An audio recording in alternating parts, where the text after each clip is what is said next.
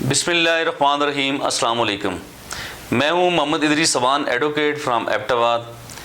آج 24 اکتوبر ہے اور ورلڈ پولیو ڈے کے طور پہ پوری دنیا میں آج منایا جا رہا ہے 24 اکتوبر۔ اور آج یہ دن منانے کا مقصد پوری دنیا کا پولیو کی بیماری کے حوالے سے ایک فوکس رکھنا ہے اور لوگوں میں، عوام میں یہ شعور اجاگر کرنا ہے کہ ہم اپنے معصوم بچوں کو پولیو کی ایک خطرناک بیماری سے کس طرح محفوظ رکھ سکتے ہیں۔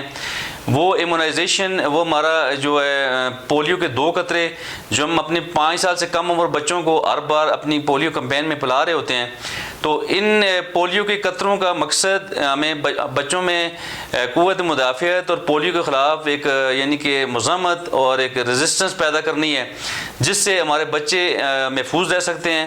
اور پوری دنیا میں اس وقت تقریباً پوری دنیا پولیو فری ہو چکی ہے سوائے پاکستان اور افغانستان کے۔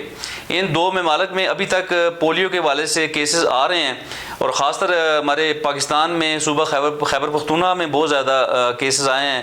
اس سال بھی کافی زیادہ کیسز رپورٹ ہو چکے ہیں۔ تو اس میں پولیو کے حوالے سے میری پوری دنیا سے یہ گزارش ہے کہ اس مہم کو کامیاب بنائیں تاکہ ہمارے معصوم بچے پولیو جیسی خطرناک بیماری سے محفوظ رہ سکیں۔ اور اس کے علاوہ اسلامی دنیا نے پولیو کیمپین کے حوالے سے فتوے جاری کر کے بہت کام آسان کر دیا ہے۔ وہ جتنے بھی شکوک و شبہات پائے جا رہے تھے پوری دنیا میں، اسلامی دنیا میں، ان قطروں کے حوالے سے وہ دور ہو گئے، یعنی ابھی ان فتووں کے حوالے سے، یعنی ان فتووں کے جاری ہونے سے وہ شکوک و شبہات دور ہو چکے ہیں۔